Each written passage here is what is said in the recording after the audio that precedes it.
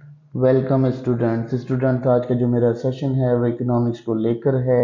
Last session में मैंने cost और प्राइस का डिफरेंसेस को डोनेट किया था और आपको दिखाया था कि कॉस्ट और प्राइस में क्या क्या डिफरेंसेस होते हैं और प्राइस और कॉस्ट किस तरह से इकोनॉमी को रन करने में काम करती है। आज जो हमारा इकोनॉमिक में सेशन होगा वो रोल ऑफ प्राइस पर होगा कि प्राइस किस तरह से अपना किरदार अदा करती है एक इकोनॉमी को बिल्ड करने के लिए और एक इकोनॉमी को स्टेबल करने के लिए कितना अपना किरदार अदा करती है, क्या उसकी खासियत होती है, क्या उसके रूल होते हैं। उन रूल्स के ऊपर हम आज डिस्कशन करेंगे। सबसे पहले जो प्राइस का रोल करती है अदा वो क्या करती है कि अलोकेशन ऑफ रिसोर्सेज आपको दिखाती है। अलोकेशन ऑफ रिसोर्सेज क्या होते हैं? वसाइल का दुरुस्त इस्तेमाल कहलाता है। जब प्रोड्यूसर को जब आप देखते हैं कि आपकी जो डिमांड जो आपकी गुड्स है मार्केट में से वो शॉर्ट होना शुरू हो जाती है, जब वो शॉर्ट होती है तो ऑलमोस्ट आपके पास क्या होता है, आपका प्रोड्यूसर अपनी ज़्यादा रिसोर्सेज लगाकर उस चीज़ को प्रोड्यूस करने लगता है क्योंकि उसकी प्राइसेस फॉल हो जाती हैं, बढ़ जाती हैं, उसकी प्राइसेस इंक्रीज कर जाती हैं। जब उसकी प्राइस इंक्रीज कर जाती है तो देखा जाता है कि जब उसकी बहुत ज़्यादा सप्लाई मौजूद हो, मार्केट के अंदर बहुत ज़्यादा सप्लाई हो, तो क्या होता है कि उसकी प्राइसेस जो है वो लो हो जाती हैं, डाउन हो जाती हैं। तो बेसिकली उससे क्या होता है, उससे प्रोड्यूसर को ये समझ में आ जाता है कि उसको अपनी रिसोर्सेज को यहाँ अलोकेट नहीं करना चाहिए, बल्कि उसको अपनी रिसोर्सेज किसी और चीज़ के ऊपर, किसी और इकोनॉमिक फैक्टर के ऊपर यूज करनी चाहिए। तो प्राइस इस तरह से रिसोर्स एलोकेशन को बैलेंस करती है कि जब आपके जो रिसोर्सेज हैं उनको किस तरह से यूटिलाइज किया जाएगा तो आप इकोनॉमिक स्टेबिलिटी हासिल करेंगे। रैशनिंग मैकेनिज्म क्या होता है? बेसिकली रैशनिंग मैकेनिज्म ये होता है कि जब आपकी प्राइस और आपकी गुड्स की सप्लाई जो है वो डील कर रही होती है। देखिए रैशनिंग बिहेवियर क्या होता है, जब आपकी मार्केट में सप्लाई बहुत ज़्यादा होती है तो ऑलमोस्ट प्रोड्यूसर क्या करता है कि वो प्राइस डिक्रीज हो जाती है, तो आपका जो कंज्यूमर होता है वो अपनी वांट्स बढ़ा देता है, उस चीज़ को ज़्यादा ज़्यादा यूज़ करने लगता है। लेकिन जब वो शॉर्टेज पे चली जाती है कोई गुड एंड सर्विस, तो कंज्यूमर क्या करता है,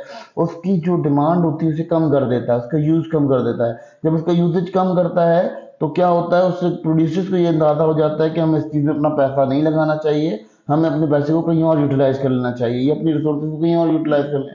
और हमारे पास दूसरी चीज़ क्या आ जाती है, हमारे पास दूसरी चीज़ ये आ जाती है कि हमारे पास जो सप्लाई एक्सेस मौजूद है, जो एक्सेस ऑफ सप्लाई मौजूद है, उस सप्लाई के अंदर क्या होता है कि हमारे प्रोड्यूसर को ये समझ में आ जाता है कि अब हमने इसकी प्रोडक्शन कम करनी है और जिसकी सप्लाई कम है उसकी सप्लाई को हमने ज़्यादा कर देना है। तो हमारी जो इसमें रैशनल बिहेवियर होता है लोगों का, तो वो रैशनल बिहेवियर को कंट्रोल करने के लिए प्राइस बहुत ज़्यादा किरदार अदा करती है, अपना बहुत ज़्यादा मैकेनिज्म प्रोड्यूस। देखिए जी, अब बात कर लेते हैं इकोनॉमी में जब प्राइस की फ्लक्चुएशन होती है, जब प्राइस फ्लक्चुएट करती है तो वो क्या करती है, वो इंसेंटिव प्रोवाइड करती है। इंसेंटिव किसको प्रोवाइड करती है? वो कंज्यूमर को भी प्रोवाइड कर रही होती है इंसेंटिव और वो प्रोड्यूसर को भी इंसेंटिव प्रोवाइड कर रही होती है। बेसिकली उसका क्या कंडीशन होती है कि वो ये समझ जाते हैं, प्रोड्यूसर को ये बात समझ आ जाती है कि जब हमने कोई चीज़ की प्राइस इंक्रीज हो गई है तो ऑलमोस्ट उस प्राइस की इंक्रीजिंग की वजह क्या होगी, उनकी रिसोर्सेज जो है ज़्यादा इस्तेमाल की जाए, ज़्यादा उसको प्रोड्यूस किया जाए ताकि उससे ज़्यादा प्रोडक्ट को प्रोड्यूस किया जा सके। ठीक है। और अगर उसकी प्राइसेस कम होती हैं तो ऑलमोस्ट प्रोड्यूसर को ये बात समझ आ जाती है कि आपने जो है कम प्रोड्यूस करना है। बेसिकली क्या होता है कि जो कंज्यूमर्स होते हैं, कंज्यूमर को किस तरह से इंसेंटिव मिलता है, कंज्यूमर को इस तरह से इंसेंटिव मिलता है कि जब प्राइसेस हाई हो जाती हैं तो उससे ये इंसेंटिव मिलता है कि उसे इस चीज़ का कम इस्तेमाल करके उसकी अल्टरनेट चीज़ों के ऊपर जाना चाहिए जो उससे अल्टरनेट हो और चीपर हो, सस्ती हो। ठीक है। तो ये कंज्यूमर के लिए इंसेंटिव प्रोड्यूस करता है। और कंज्यूमर की दूसरी कंडीशन क्या होती है कि उसका जो बजट है उसे मेंटेन करने में बहुत आसानी हो जाती है कि कोई हायर हायर प्रोडक्ट है, उसकी कॉस्ट हाई हो गई है तो उसको आप मूव कर सकते हो, उसको यूज, उसका यूटिलाइजेशन जो है वो चेंज कर सकते हो, उसकी एक्सपेक्टेशंस चेंज हो सकती हैं। तो ये एक कस्टमर के लिए, कंज्यूमर के लिए भी ये चीज़ होती है और प्रोड्यूसर के लिए भी होती है। प्रोड्यूसर को ये होता है कि उसको अपना रेवेन्यू बढ़ाने के लिए ज़्यादा प्रोड्यूस करना पड़ता है जब किसी चीज़ की प्राइस हाई हो जाती है। ठीक है।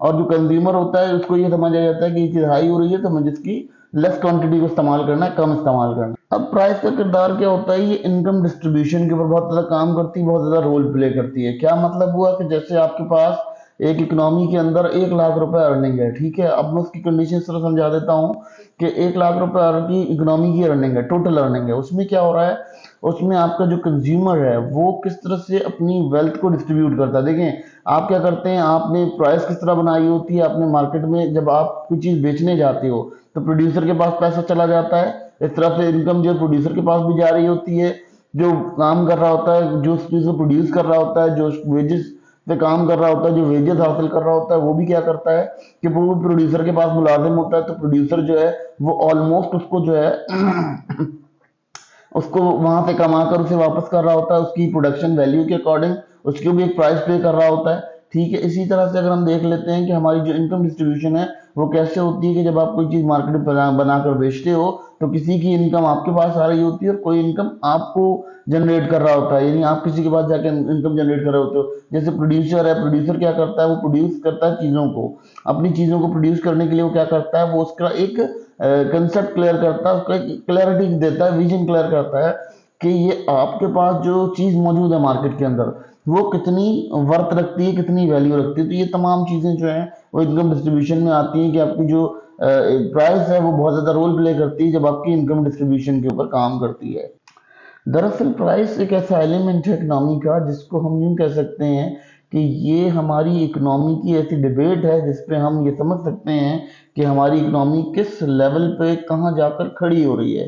तो हमें ये बात प्राइस से डिटरमाइन करने में आसानी होती है कि हमारी जो नेचर ऑफ एम्प्लॉयमेंट है या नेचर ऑफ वेजेस है या नेचर ऑफ थिंकिंग है वो किस तरह से जाकर एक इकोनॉमी को स्टेबल करती है। तो प्राइस एक बहुत इंपॉर्टेंट फैक्टर होता है इस काम के लिए कि वो आपकी इकोनॉमी में एक तो पैसे को डिवाइड करता है, पैसे को तकसीम करता है, फिर आपके जो है ना वो क्या करता है कि रैशनल एक्सपेक्टेशन को बढ़ाता है, यानी जिसकी जो एक्सपेक्टेशन होती है उसको बढ़ाता है, फिर इंसेंटिव यानी आपको मुनाफा बढ़ाता है, आपका मुनाफा बढ़ता है, यदि कस्टमर के लिए भी मुनाफा बढ़ रहा होता है और प्रोड्यूसर के लिए भी मुनाफा बढ़ रहा होता है, कंज्यूमर प्रोड्यूसर दोनों के लिए वो मुनाफा बढ़ रहा होता है। किस तरह से वो मैंने आपको लास्ट सेशन में बताया। बेसिकली ये तमाम बातें डिस्कस करने का या इनको डिफाइन करने का, इनको बताने का मकसद यही था कि स्टूडेंट्स को समझ में आ जाए कि बेसिकली प्राइस जो है वो इकोनॉमी में रोल कैसे प्ले करती है। तो इकोनॉमिक्स जो है वो बेसिकली प्राइस को क्यों इतना इवेल्युएट करती है, इतना क्यों उसको बढ़ाती है।